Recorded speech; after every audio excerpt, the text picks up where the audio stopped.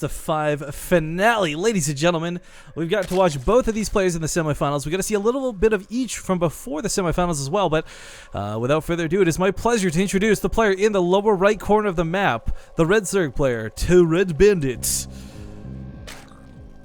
and his opponent in the lower left, the yellow Protoss player, Franscar. Now I asked him, how do I pronounce your name between series? Is it Franscar or Franscar? And he said, I don't know. Like, how do you not know how to pronounce your name? So I'm going to go with Franscar because he said that's what I should just go with, I guess.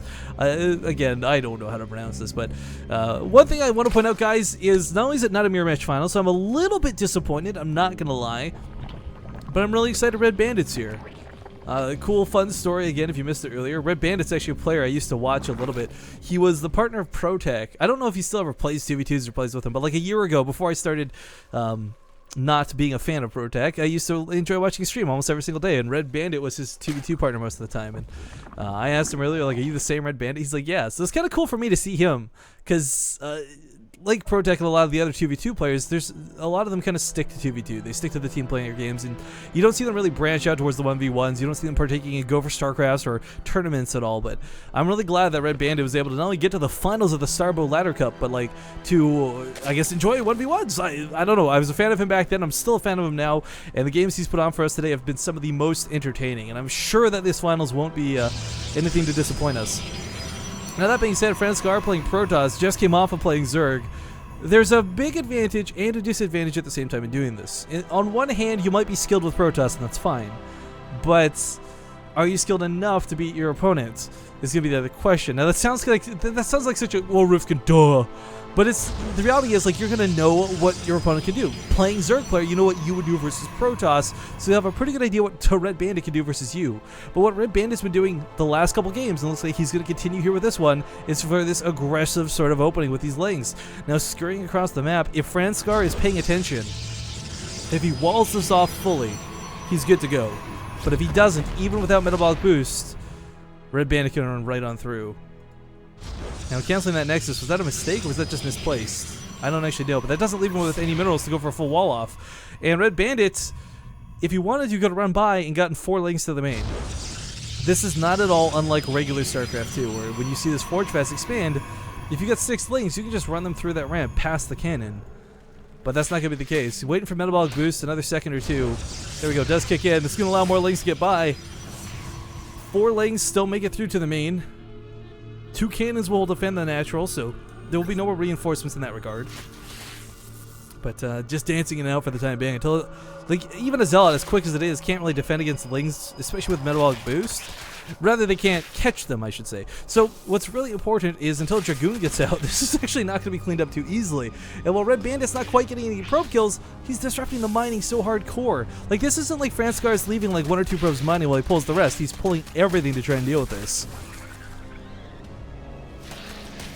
But, oh my god, almost gets another probe. Still just can't quite get in there. I know he wants to go for it, but look at these probes that are so low. Cracklings, of course, don't come till Hive Tech, but still, even just Metabolic Boostlings are hard to deal with. And let's not forget about their natural regen, but oh no, why would you do that? Oh, backs up. Doesn't quite get the kills that he wanted to. A couple links outside the natural base, of course, can't get in thanks to that second cannon. That was actually pretty critical. There's not a wall off, but it doesn't really matter. But lots more links remain behind us, and some Swarm Queens are looking to move out. What? Is he going to try and break the cannons with Swarm Queens in a rage? Oh my god, he is. He's just going to go for a Ling all-in, guys. I didn't notice. He didn't saturate his natural at all. He's still sitting on 12 workers. Red Bandit is going all in with this. Now, these Queens are going to be slow, but the damage they bring with an Enrage is huge. And this could very well break the cannons. A couple of Zealots are going to be nothing for them to worry about. Oh god.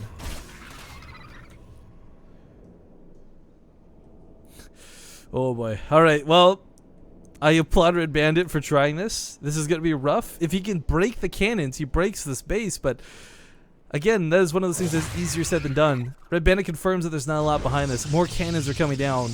Franscar needs to hold this to win the game. But Queen's in rage, and cannons are under assault. Zealots are going to hold line in this position, and the Queens are going to take out the cannon before one Queen almost falls. He's got to be careful with it, though. If he gets too close, yep, the cannon splats it, and that's a lot of damage out the window because these queens had enough energy for like 3 or 4 more enrages. But Red Bandit's got so many cannons he's still got to tear through, and these Zealots, they will eventually go down to the range, but at this point, I kind of fear that that's it. Red Bandit having cut probes for this. Okay, never mind. Lings get through that wall. They will go for the mineral line, and there's enough this time to actually deal damage to the probes, whereas before, he just simply didn't have the numbers with only 4. That being said, that's a lot of Lings that do script past to the main. Hydralisks were made behind this, but still operating off of 11 workers. Not a good spot to be in. His opponent's at 22 probes. He is going to have to pull a lot of this off of the main mineral line. I kind of feel like those first 4 Lings were good. If he had macroed up behind it, he could have certainly beat him in a macro game, but this all-in sort of gesture, this all-in sort of tactic is not going to cut it. 3 Hydralisks coming are not going to even deal with the Zealots that come out of this.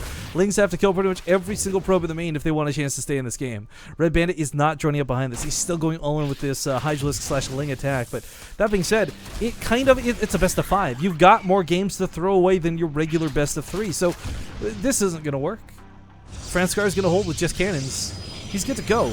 So game number 1, pretty much guaranteed to go to our Protoss player at this point, but that's okay because it's a best of 5 and there's so many more games for the Red Bandit to come back on, or sorry, to Red Bandit to come back on.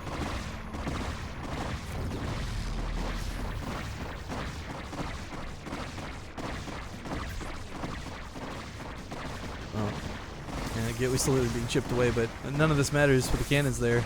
The pylons there too. If he could slip past and sit over here and shoot the pylons out of range of the cannon, then he disables all the cannons. Then maybe gets back into this game a little bit, but probes are pulled into the Hydralisks, and there's enough here. There's certainly enough here. There's not enough Lings still running around the main, trying to pick off probes where he can. You know what? I said this is over, but you know what? If the Red Bandit can take down enough probes, this suddenly becomes his game. Or at least not his game, but a way back into the game. Down to 15 workers as Franscar is on 2 bases. Red Bandit can still macro out of this, guys. He's only just now making drones, though. He's got more Hydralisks coming across the map, but oh my god, he's taking down the gateways. New gateways are being built in the main, but these cannons are literally all he has to defend with. Zealots are coming in. They don't have charge yet, but they're on the way. This... Oh my god, what is happening? Why is this close? This shouldn't be this close. This really should not be this close. But 13 workers to 16. Still not fully macroing behind this. Or not macroing, rather. It's fully not droning behind this. Gets another probe kill. But these 2 probes, I think these are the same ones from earlier. They got away with like 1 HP each. This is ridiculous. More Hydralisks pushing in here, but we finally have the gateways complete. Oh god, these Hydralisks are going to get wrecked as the Zealots get on top of them. Now, the Zealots are incredibly low. They will die. But so will the Hydralisks that have to stutter step around the cannon. So if the Lings in the main were still running havoc, these Hydralisks could hold position behind the natural base, and he'd be okay. But I think at this point he's realized he's killed a lot of workers, so he's actually droning up behind this. Now, that being said, I don't know if droning up behind is going to be enough. There's 3 Zealots with charge. If these Hydralisks were behind the mineral lines, then the Zealots wouldn't be able to kill them. But because they're exposed like this, 4 of them in total, especially with that charge, they should be able to save this Nexus. But he's got to go now. If he waits too much longer, the Nexus is going to fall. It's getting low. At this point, Red Bandit needs to focus. It will it die is going to be the big question. Trying to stutter step away from this. 40 health remaining. 2 hits. 1 more. 5 health, and the Nexus goes down with the last shot of that Hydralisk. Red Bandit has certainly bought himself back into this game. You know what? Like, people can complain about fake hype all they want, but when you watch exciting shit like that, how can you not get stoked for StarCraft 2? So now he's got a lot of Hydralisks back at home. The problem is, charge lots with that speed buff are going to have no problem connecting to them.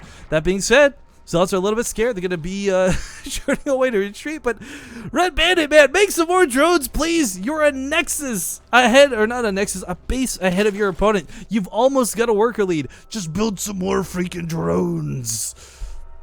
But at this point, he's making more Hydralisks. I guess he wants to continue through and go for another attack across the map. Channeling out just Zealots right now actually works. If there's Hive, if there's Lurkers, if there's any sort of different tech behind this, then Red Bandit's in trouble.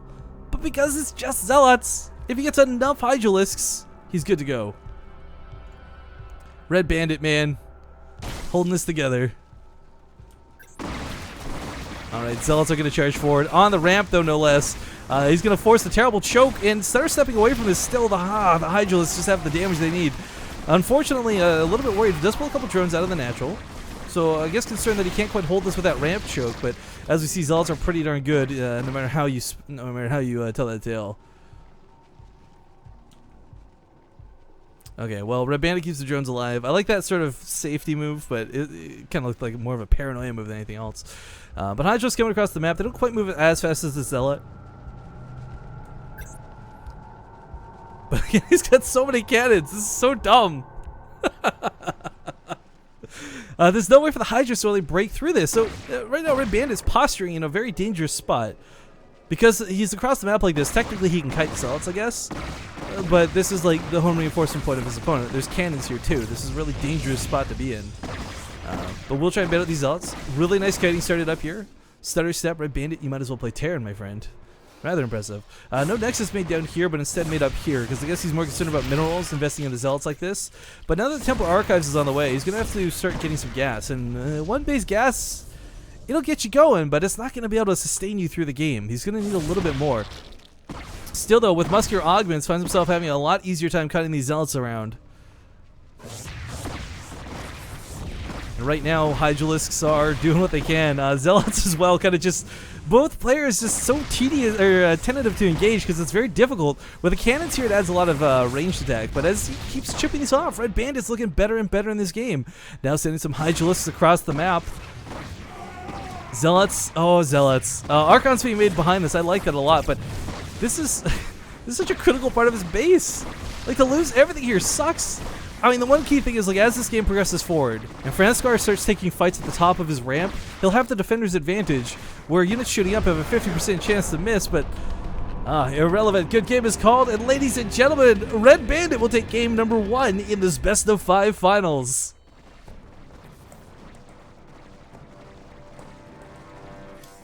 Oh, man. Well played, I gotta say. That'll give Franscar the map pick, though, for game number 2, so we'll see what he chooses to go with, what his preference will be, and what perhaps he can make it back on. That's